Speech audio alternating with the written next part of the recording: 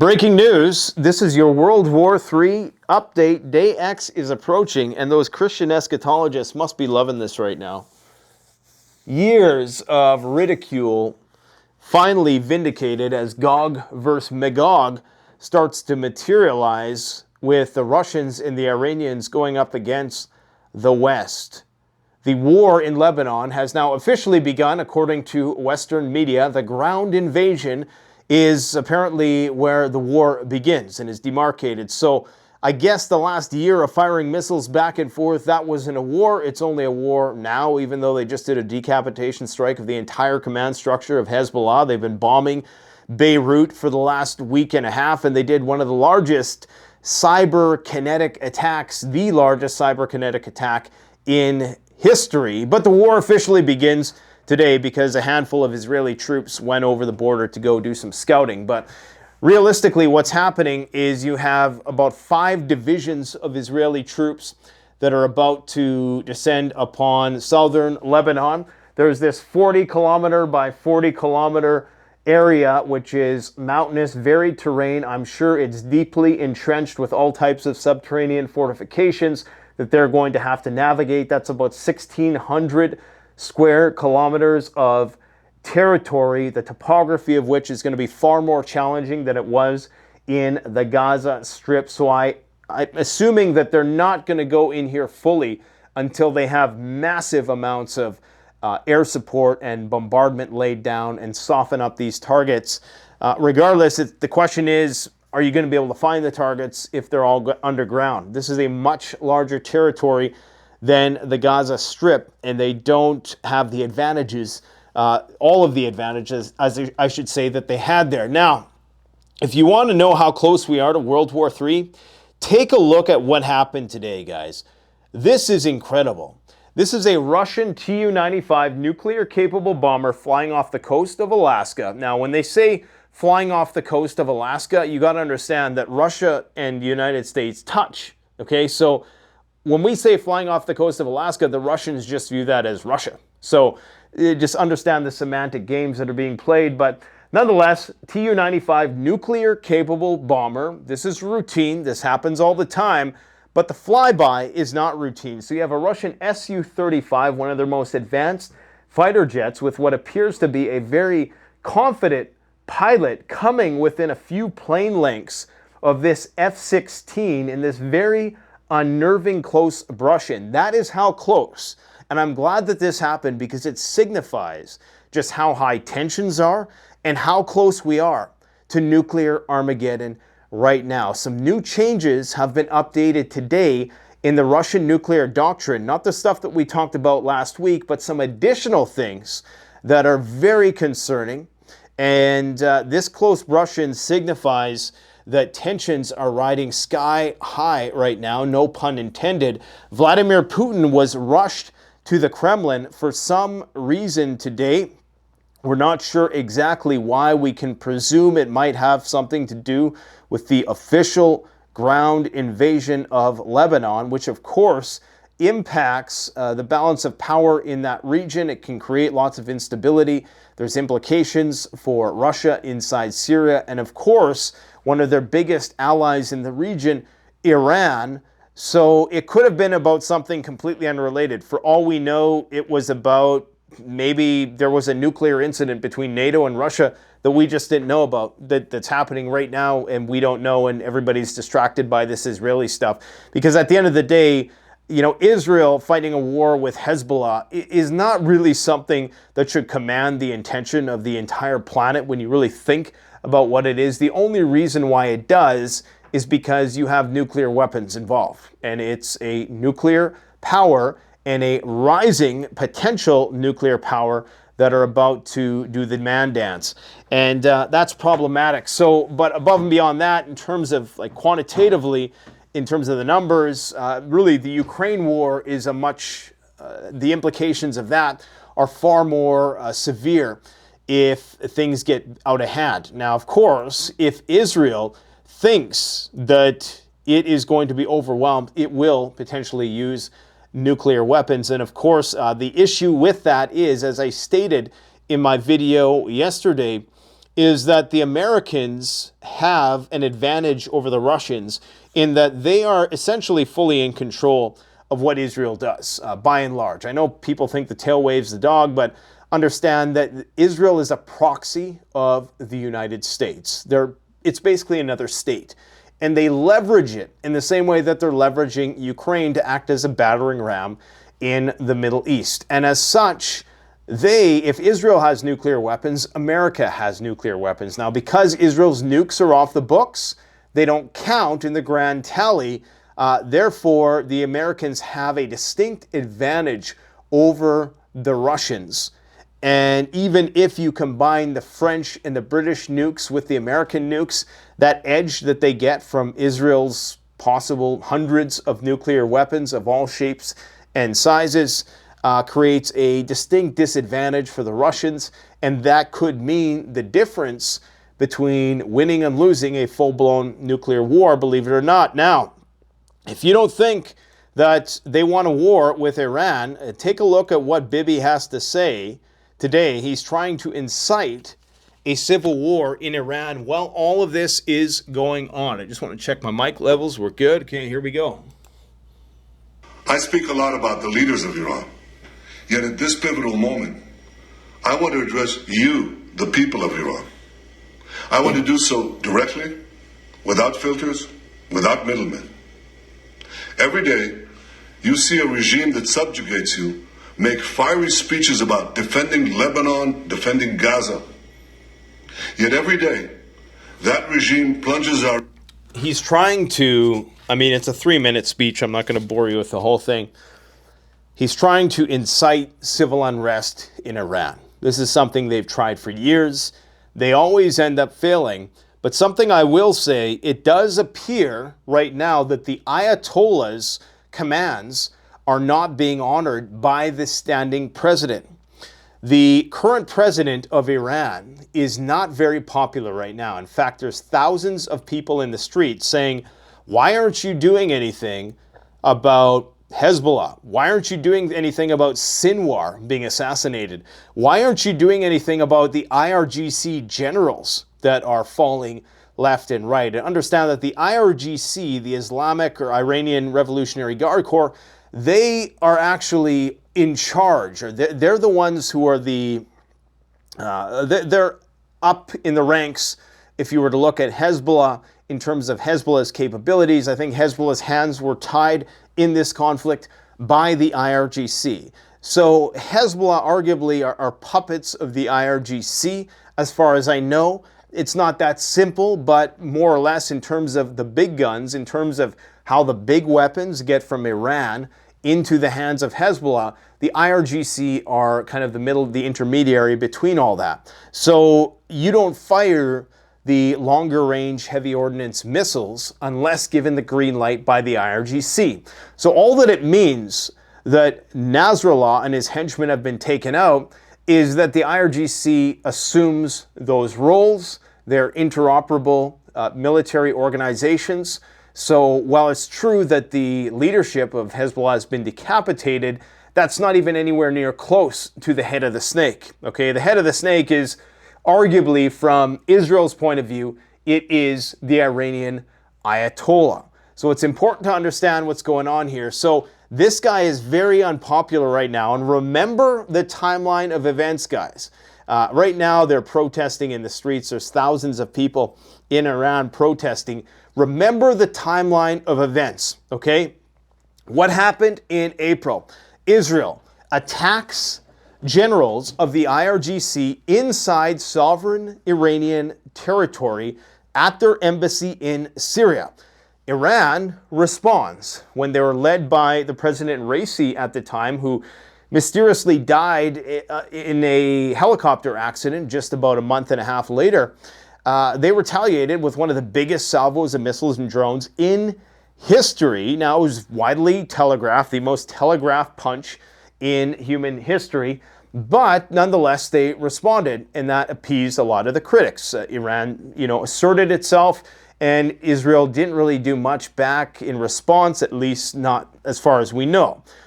Now, since that time, we've had the assassination of the top guy in Hamas on Iranian soil, and I believe it was on the inauguration day of this president, okay? We've had the decapitation of the entire Hezbollah command. So these are all Iranian proxies.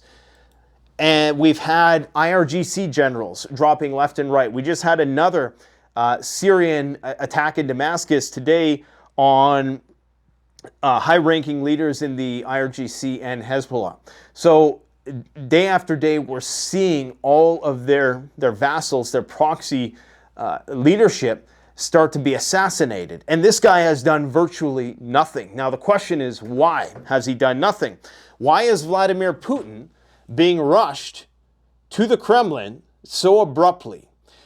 Understand that right now, and this is what I forgot to talk about with this, the Prime Minister of Iran, or the Prime Minister of Russia, he goes by a name that most people are not familiar with. There is a Prime Minister in Russia, Mikhail Mishustin. He was visiting with the President of Iran. So a very important meeting. He was visiting with the top dog in Iran. They claim to be talking about economic matters. Okay, I think this might just be a smokescreen. I'm starting to suspect that either these guys have a very grand Day X master plan with the Russians. They know Day X is coming, and that's that day when it's for all the marbles, right? Because Iran knows as soon as it really attacks Israel, and I mean really attacks Israel, America gets involved, and we're likely talking about nuclear weapons at that point. Iran is likely in possession of some Russian missile defense tech. And we see how important missile defense is in these conflicts. Missile defense means the difference between Israel flying its F-35s and F-15s with impunity and bombing wherever they want at will or not doing that. If you have good missile defense, they're probably not going to risk that. So it's important to understand that if the Russians have provided Iranians with the state-of-the-art missile defense technology that is trained to identify these types of fighter jets, because the Russians are in Syria right now. They see everything with their radars. So they know everything that's going on. So they've probably collected immense amounts of data on NATO capabilities, which could possibly be why NATO is so reluctant to put those capabilities into the war in Ukraine, but that's another story. And if Iran has that capability, that's going to pose a big problem for the United States. And in addition to that, Iran is incredibly close to being able to achieve nuclear weapons. It is not a stretch at this point in time when we see Russia updating their nuclear doctrine, decentralizing their nuclear program, and I'll talk about that in just a moment, what that means. And it's not a stretch. I know some people think, oh, the Russians will never give, the Iranians nuclear weapons. I mean, we're in the age of unprecedented everything, man. Anything can happen at this point in time. The Russians giving Iran nukes, that's not even, that's not even a big deal at this point. They might not give them nuclear weapons per se, even though some people suspect that they already have. In a similar way with Belarus, they've provided them some cover in that respect. I don't believe that to be the case. I don't think there's enough evidence to support that. But it would not be difficult for Russia to provide Iran with the means to achieve a nuclear weapon if they haven't already. Okay, because they have the deployment systems. I'm sure there's just a few more ingredients they need, and they got it covered. And once they have that figured out, just like North Korea, what are you going to do? You can't go to war with a nation if they have over 10 nukes, because it would just mean Armageddon. And with Iran, it would definitely mean Armageddon for the global economy, because we're talking about the Strait of Hormuz, where something like, I don't know, what is it? Half of the world's oil and gas transit. So not gas, but oil transits. So this is a very crucial region, maybe not half, I think it's less than that, but a significant enough amount that it would cause negative repercussions, wild repercussions throughout the entirety of the global economy. So you're starting to see now this relationship solidifying between Iran and Russia. And I don't know what this meeting was about with Vladimir Putin tonight, but I'm guessing that it had something to do with Middle Eastern tensions. The Kremlin really is the wild card at this point. You have Benjamin Netanyahu trying to get Iran to go to war with itself. They're putting out all of this fake news about spies, and as there definitely are spies, but it's causing suspicions, it's causing paranoia within the leadership. I presume that if I'm anybody in a leadership position, unless you're complacent and on the Darwinian chopping block, you got to be looking at everybody around you and wondering and really trying to do some sort of screening of everybody, because clearly there's numerous moles in the ranks. That's the only way that they're going to be able to have that type of intelligence. It requires human intelligence. As good as they are with tech, it requires human intelligence. And this is why back earlier this year, my prediction is eerily coming true. Remember what I said in January. This is the World War III update. I have some bad news. We're going to be going to war with Iran, and it is going to start much sooner than people think. We will be in a state of high-intensity conflict with the nation of Iran, not its proxies, the actual state of Iran, before the U.S. election. Mark my words, unequivocally. Now remember, that was before the Trump assassination. That was before Trump threatened to blow all of the Iranian cities to smithereens. That was before the attack on the Iranian generals at the Syrian consulate. That was before Iran responded, before the death of the Iranian president, which is incredibly sus now when you really look at this whole picture. But that was before all this.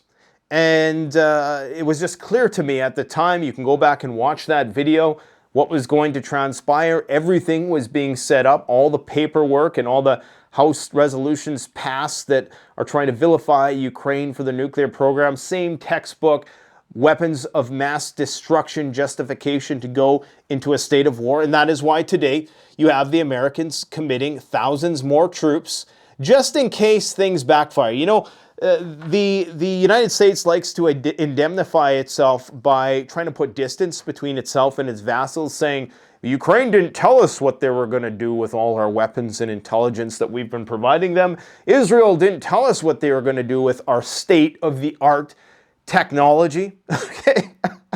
Like as if we're just, you know, oblivious idiots. So they love to try to indemnify themselves by having this this division, and it creates a plausible deniability of sorts that, well, maybe they didn't know, when everybody knows they knew, because if they actually didn't want Israel or Ukraine to do something, they would simply stop sending weapons, and they certainly wouldn't send backup. Okay, Pentagon sends thousands of troops to the Middle East in participation of Israeli ground operation in Lebanon. You know, they wouldn't be doing that. So this is a tripwire. Guys, this is the war. This is the big war that's coming. It's coming in the Middle East. It's going to be big. It's going to be bloody. What was that guy? That Russian guy, Zhirinovsky? Man, was that guy prophetic. He predicted this down to the year.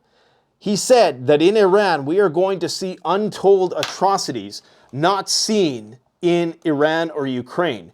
And take a look at what's going on in Ukraine. I got to show you guys this. We got so much news today to cover. My God, take a look at this. This is one of the best, not the best because it sucks, but this is one of the most vivid demonstrations of a thermobaric bomb that I've seen, because it really shows you the scale. So you can see this is I think this might be Ugledar, definitely somewhere in the Donbass where they're fighting in Ukraine. And you can see these series of structures here. Now take a look at this bomb. Thermobaric bomb. I've seen thermobaric bombs before. You see them at night. They look like nukes. You see them usually not from this nice aerial vantage point with a telephoto lens, but take a look at this. This is absolutely insane. Look at that. Like that looks like something out of a movie. Like this is the apocalypse, man. Like look at that. That is absolutely incredible. Just the power of those thermobaric bombs. And to my point, Zhirinovsky said that Iran is going to be worse than this. And I mean, arguably already the stuff we've seen in Gaza, I mean, that's the stuff of nightmares if you've been following that closely. So they're saying that this meeting with the Prime Minister of Russia and the President of Iran is ado with a gas deal that is supposed to cut the West out and create kind of a oligopoly, if you will, or they're going to essentially, because Russia and Iran, they collectively have 70% of the world's natural gas. So they're going to attempt to blockade that energy from the West. And so now you can see why the stakes are so high in this conflict. Now, they claim that they're playing that economic game, but for all we know, there were other things discussed. Now, I don't think this guy is the guy they would send for security-related matters. They would send Sergei Shoigu or some member of the National Security Council. But you never know. This could just be a cover for something much bigger, because indeed, we will see the war with Lebanon ensue. All this shit that they're saying, you know, they always say, oh, it's just going to be limited. It's not going to be big. And then every single time, we've been saying for a year that this war with Lebanon is coming.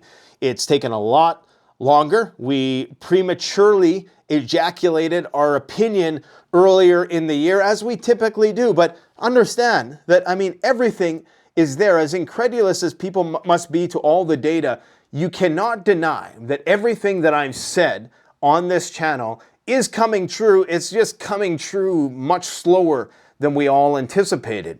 So if you actually go back and you watch my videos, well, I may be wrong in terms of the imminence of some of the threats. Inevitably, the outcome is the same, okay? Now, here's how you know that the IDF, this is an actual video by the Israeli Defense Forces that they put out, and it shows all of the command structure of presumably Hezbollah and some members of the IRGC going all the way up to the top dog, to Nasrallah himself, and they still have many dominoes left to fall, signifying that Nasrallah is not the top dog, okay? The dominoes falling means, and the fact that Hezbollah is still operational at all, that tells you that the true power behind Hezbollah has not been taken out yet, which of course is the IRGC and ultimately the Ayatollah. So if they're signaling there that they're going to start assassinating Iranian politicians, the Ayatollah possibly, and at this point you cannot put anything past Israel. When you're given a pass to act with such impunity, to essentially do whatever you want, despite all of the uproar from all these international humanitarian organizations, United Nations, the ICC, you can basically do whatever you want. How could they not think that they're next? I mean, they are next. The Israelis are going to try to decapitate the Iranian political command. And I think that might be the line that gets crossed, or there may be a red line in there. But they've already, begun targeting Iranian generals, which are essentially IRGC generals, which number, the IRGC numbers, I believe, are somewhere between 100 and 150,000 troops. That's just what we know about.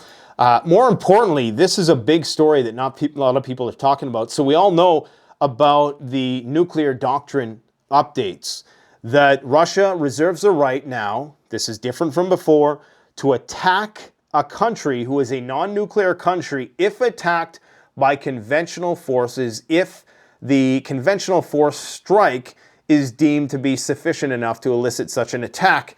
So what they essentially mean is, if Ukraine keeps firing all these drones at us, then we're going to potentially nuke them. Now, the United States has claimed, and I don't think this is true, that if Russia does use a nuke in Iran, they said this years ago, apparently this was one of the threats that was made. David Petraeus talks about this, and I don't know how much stock I put in that guy's perspective. He's kind of like a retired general, like a Ben Hodges, always, going to the extreme of what USA is going to do, even though we haven't really seen that demonstrated at all. They can barely get JASON missiles to fire into Moscow at this point, but they will get those. That's definitely in the queue. It's coming.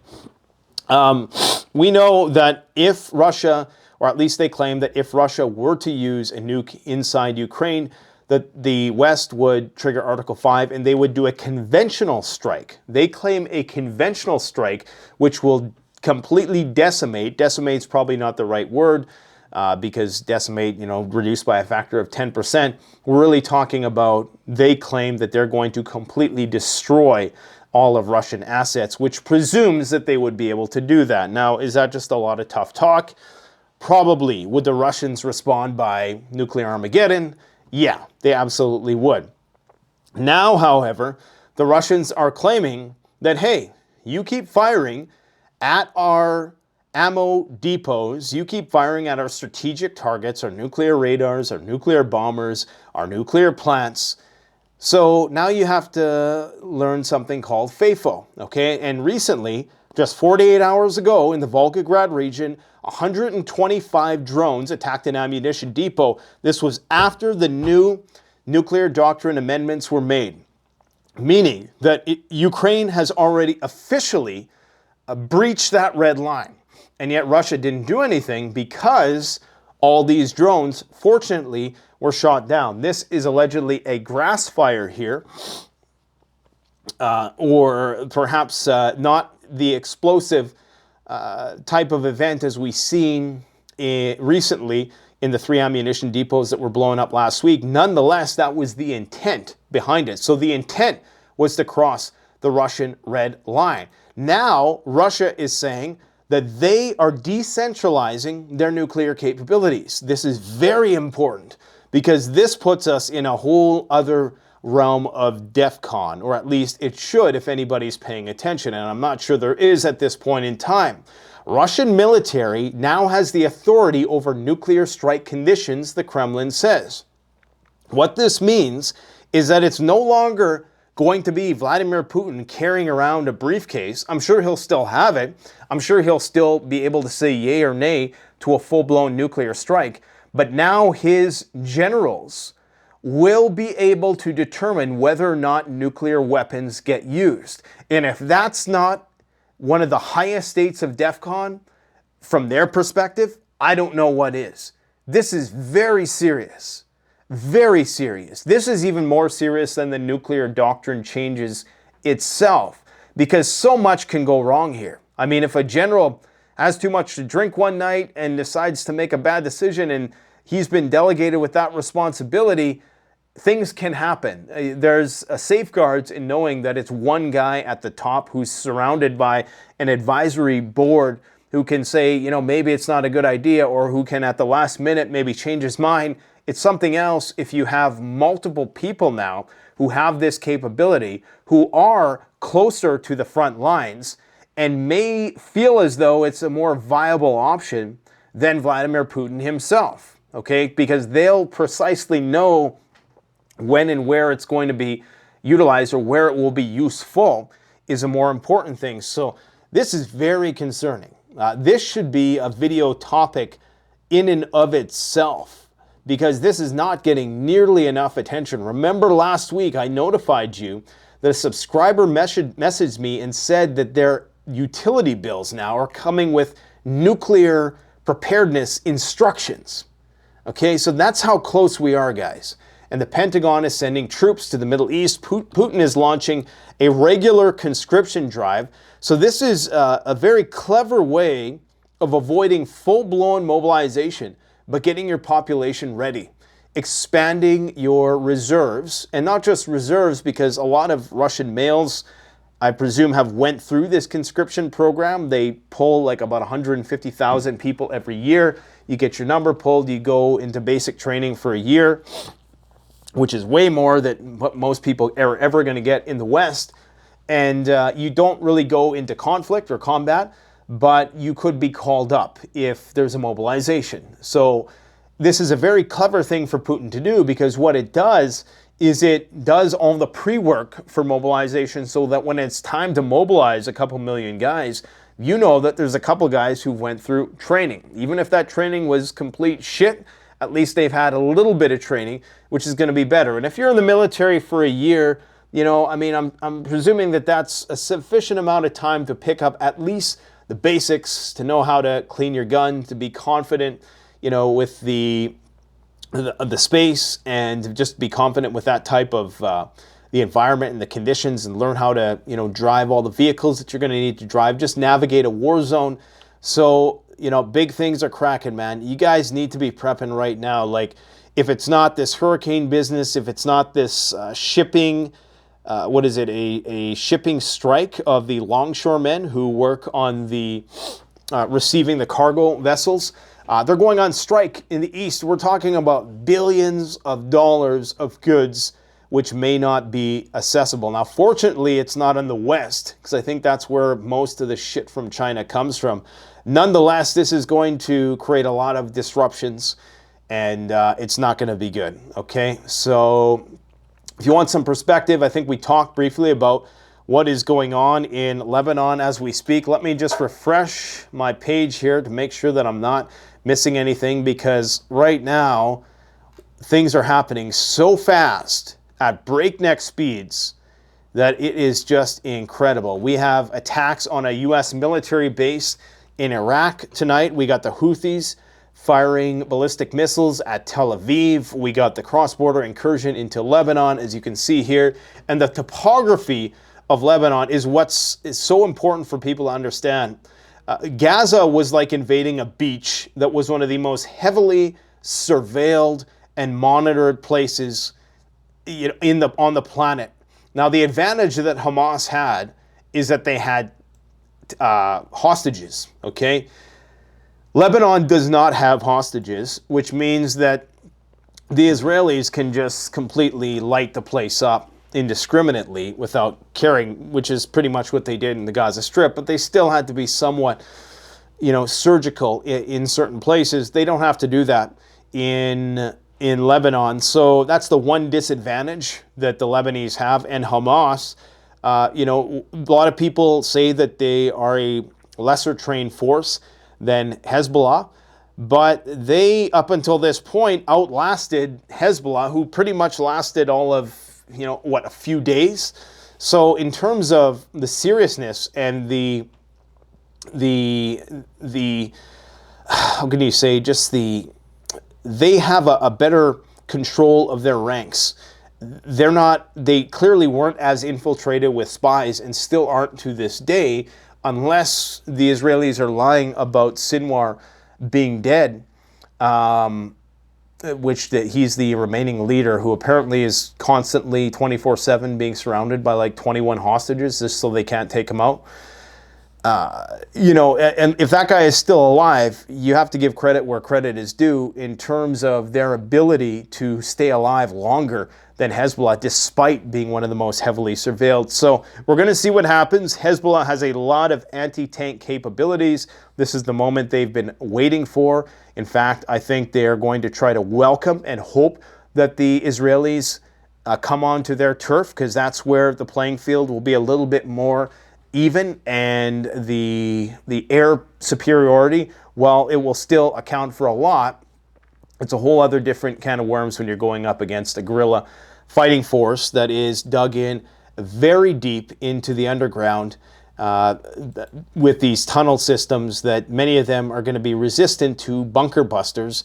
And even with the Nasrallah bunker buster, they had to use, what was it, like 80 tons of bunker busters. So, I mean, that is millions and millions of dollars. You can't do that for every single tunnel.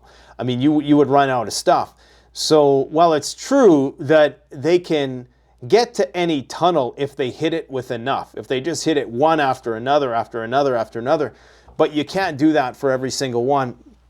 And Hezbollah's got some deep tunnels that the Iranians help them dig. So it's, you know, it's not going to be an easy fight from this point forward. This is Tehran, the cryptic signaling that revenge is nigh, blah, blah, blah. Talk is cheap.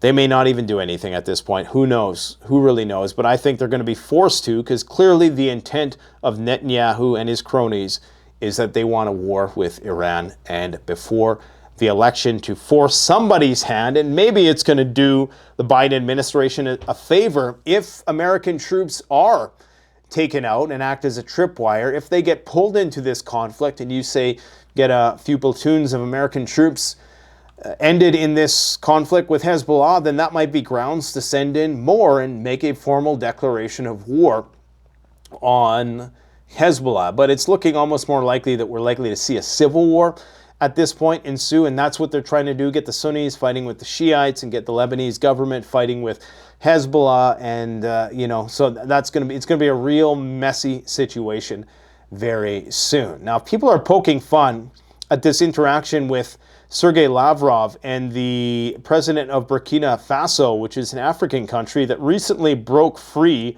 of the post-colonial corporate domination from the West.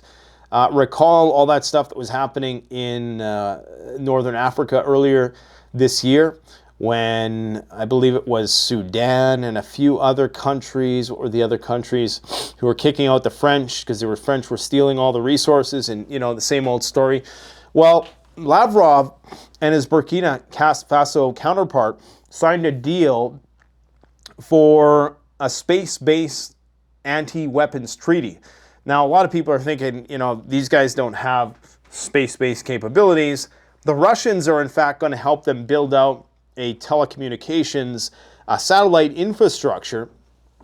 And they're making a point of signing a contract here that is saying that we won't weaponize space.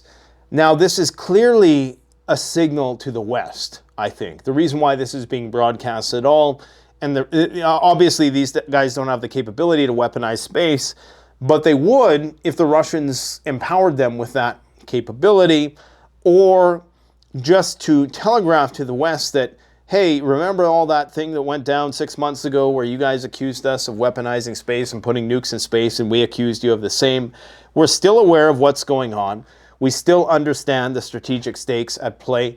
And we're making, just a point of putting you on notice that we are, how can you say, this is signaling. This is a form of nuclear blackmail in another sort of way, I think. But, who knows? Maybe they just are worried about Burkina Faso putting weapons on satellites. But I just can't see it. This is just a map of the port strike and all the implications. We're talking about billions of dollars and hundreds of thousands of workers being impacted as a result of that. In terms of what's going on with the weather's weird, to say the least. We're now seeing global sea surface temperature anomaly, the highest in history once again. So every year prior to 2023 is down here, okay, with a lot of the years back in the 80s and 90s recording lows in terms of temperature, below average temperature. Now, in just the last 2 years, we are seeing absolute record highs in terms of temperature, in terms of the sea surface temperature. We had a climatologist on by the name of Leon Simons who explains precisely why this warming is occurring. And it's in addition to the background stuff due with the greenhouse effect and all that, but it really has something to do about the sulfur, the lack of sulfur being used in the fuels that cargo vessels use. That was canceled in 2020, and that actually created something which enhanced the greenhouse effect. Basically, you have to go and watch the video that we did with him. It's been a while since I spoke with him, but he explains it in that there's a aerosol radiance that takes place. So the more pollution there is in the air, the more it reflects the heat. And this is scientifically validated. I know it sounds crazy, but it's the truth. And when you actually take that pollution out of the air, it actually causes things to heat up even faster, okay? As crazy as that sounds. So that is his prediction as to why you're seeing this wild aberration from the norm here. So anyways, it's getting hot. The storms are going to get crazier and crazier as we're seeing in Helene right now. But surprisingly, it's been an otherwise quiet hurricane season so far. Verizon was down today for hundreds of thousands of people across the United States. They didn't provide an explanation as to why. There were numerous other outages reported. So cyber attack, maybe. There was a major chemical explosion. This thing looks apocalyptic, doesn't it? In Georgia, as many of you probably know, all kinds of weird colorful smoke emanating from that disaster zone. So they're saying it's chemical, it's biological. Either way, it's probably not good. State of emergency declared there. Kim Jong-un says, screw Donald Trump, no more Mr. Nice Guy if he gets reelected again. We are not going to be on the friendly terms that we were last time. And of course, now, compared to what North Korea was then, North Korea had a handful of nukes. Now they have about 50 to 80 nukes. Donald Trump, who at once was not a fan of cryptocurrency, he said this, I think this was maybe a year or so ago, 2 years ago. I'm not a fan of Bitcoin or other cryptocurrencies, which are not money and whose value is highly volatile and based on thin air, unregulated crypto. This is when Trump was, really speaking the truth. Assets can facilitate unlawful behavior, including drug trade and other illegal activity. Now, that I don't really care about because as a freedom-loving person, I want freedom. I don't care if that means that other bad people are going to use it to be free. That's just the nature of things. It's not, the gun that kills the person, it's the person that kills the person. Anyways, today he says, I promise to make America great again, this time with crypto. Okay, that's quite the switch. World Liberty Finance is planning to help make America the crypto capital of the world. The whitelist for eligible persons is officially open. This is your chance to be a part of this historic moment. So, yeah. Buddy's drank the Kool-Aid, unfortunately. He's not telling people to buy gold. Gold slightly pull back, which is normal. You want to see a pullback every once in a while. So I think gold is down like 1% or so. So it's down to like 26.50, which is still crazy when you think about it, how much money that is in terms of market cap added in just the last year. But it's good when you see a healthy pullback like that, a little bit of consolidation. Regardless, the price of gold really doesn't matter. It's more of a reflection of the purchasing power of the dollar. The price of gold is going up. That just means the dollar is worth less. These are all the power outages as a result of Hurricane Helene, major power outages. We don't just prepare for doomsday here, folks. We prepare for natural disasters like this. Now, fortunately, I live far away from a hurricane zone. Florida is nice and all, but quite frankly, probably the worst place to be at this time in human history. If you can, I would just encourage you to get out. I know it's hard. I know it's a great life, but man, when the shit goes down, that's going to be the absolute worst place to be. The beaches, the weather. I mean, just everything about that place is amazing until shit hits